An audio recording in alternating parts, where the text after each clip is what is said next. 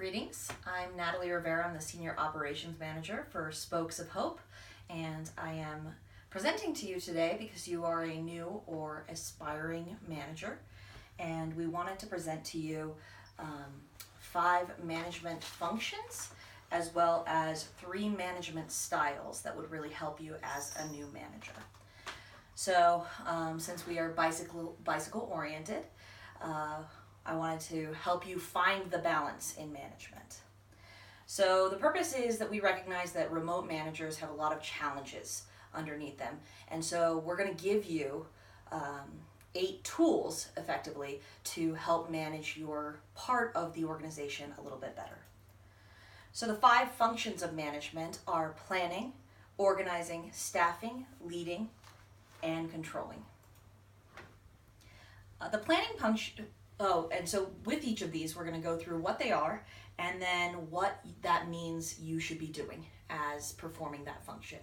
So the planning function is deciding what needs to happen in the future, next month, next year, or over the next 5 years, and it's essentially your forecasting. So this is when you make your business plan, this is when you project how many supplies you will need, you're ordering, you're doing inventory, and you're planning for out of the ordinary events. You're predicting what your staffing needs will be to accomplish your projects. Organizing function is when you implement a pattern of functions related to the workers and making optimum use of your supplies. This is also where you're working to make sure that you can successfully carry out anything. So what this means for you, lean strategies to reduce waste. I encourage all of you to use the resource that I listed at the end of the presentation to kind of better understand what lean means. Additionally, that means you're murdering my good friend Tim Wood. Again, those are types of waste that can occur inside the organization. So that can be transportation, that's the T in Tim. So each letter of his name stands for something that you don't want inside of our organization. And then finally, making sure that you get exactly what you need for the employees and that you're not adding non-value based either projects or tasks to your employees, and that you're making sure that whatever you're asking them to do is adding value to your project. So don't have somebody create a spreadsheet that won't actually add value. If they're going to spend 2 hours making the spreadsheet but somebody's going to look at it for only 30 seconds once, should they have really made that spreadsheet to begin with? So that's your organizing function. The next is the staffing function. So this is job analysis, recruiting, hiring, evaluating your employees on a regular basis, making sure that they are still living up to their job. Maybe they should be moving into a different role.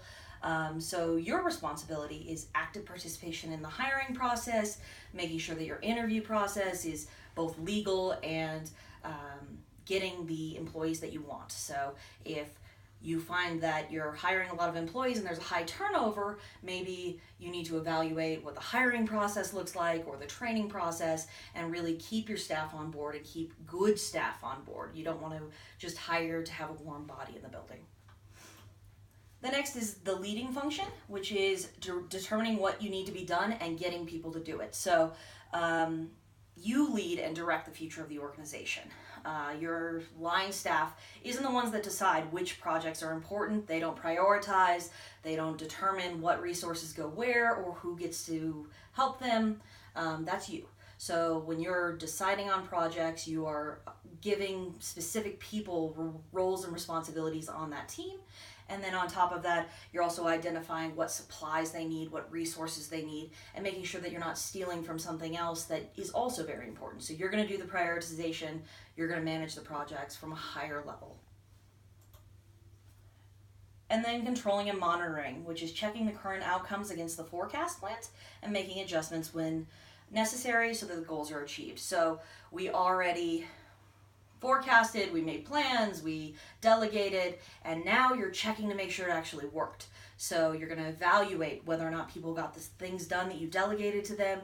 You're going to make sure that everything is working as you planned on, and if it's not, then you adjust. So you're either ordering more supplies, maybe adding another person from the team, removing a non-value added function, and just making sure that everything is working out in the way that you intended for it to work out. So now that you know what needs to be done, we're going to cover how it needs to be done. And there are 3 styles of management, and you use each style in a different way. So the 3 styles are directing, delegating, and discussing. And so we're going to go through what the strengths are of each style, what each style is, the strengths of each style, the weaknesses of each style, and when you should use the styles, because you don't want to use one when it's inappropriate and you could have used another. So the directing style is, it promotes learning through listening. This is when you're giving direct orders, when they're following a strict set of work instructions, where it's very clearly outlined. What to do, when to do it, how to do it. You're very direct. The receiver of this information isn't making any decisions on their own. You are giving them all the information they need. And the strengths of the style is that it helps build skills. It's really good to train. Things are always done consistently. The disadvantages or drawbacks of this style are that it takes 2 of you. So you can't be doing something else because you have to be there to direct them exactly what they need to do. You have to prepare work instructions for them, and that can be very time consuming. Additionally, if you misuse this style of management, then it comes off as micromanaging. So if you're talking to an employee who is more experienced and knows their job, knows this particular project, and you're there telling them what to do and looming over them, that's not going to end well for anyone. So use this when training new employees or when there's a new process implemented. And I would use this also if there was issues with a critical process. So if we were shipping bicycles and we had a lot of errors with that process, and we needed to get in there and see what was wrong with the process, then that would be a time to direct, to go in there and kind of hands-on, be there for it, and really direct people and maybe redirect them to their roles and responsibilities. So the next style is the discussion style. It's primarily described as the Socratic method.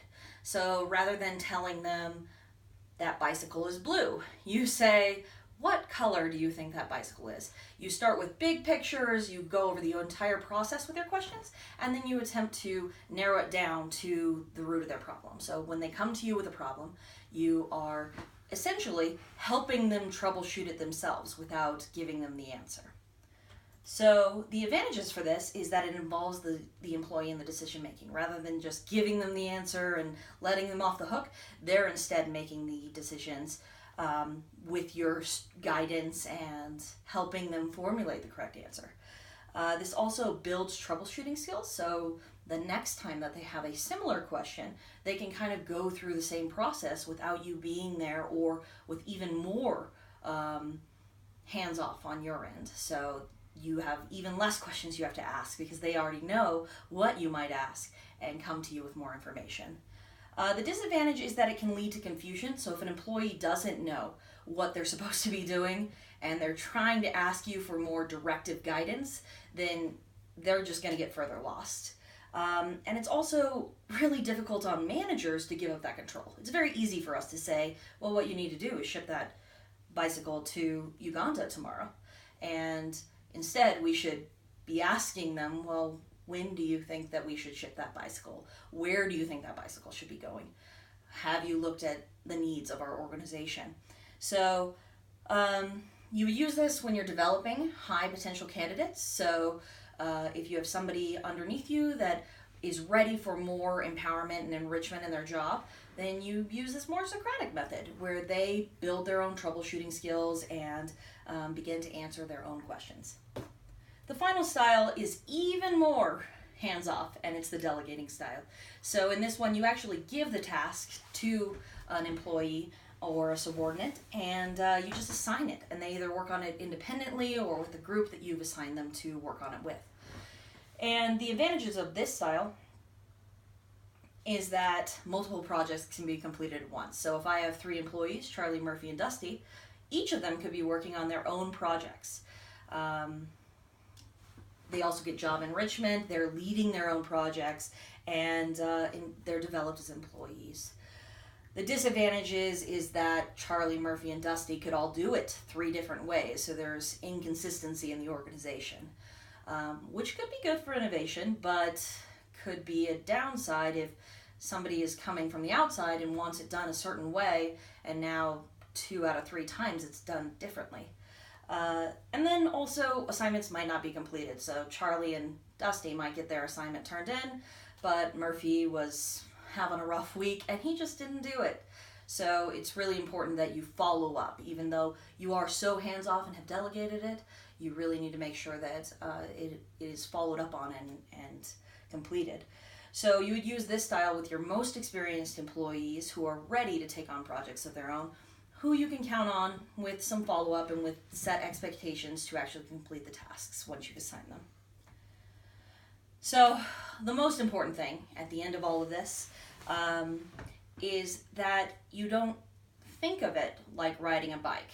These are things that you will have to review over and over again, and at the end of each week you should review what actions you took and whether or not you should have used more of a delegating style instead of a discussion style, or whether or not that was a time for really you to be directive and you kind of took someone into a discussion style a little bit too early. So every week you should be evaluating yourself and whether or not you got it right. And I just wanted to end here on a lighter note. I bought a new bicycle, but it was missing a part in the middle. They made me talk to their spokesperson. Thank you for your time, and welcome to the organization.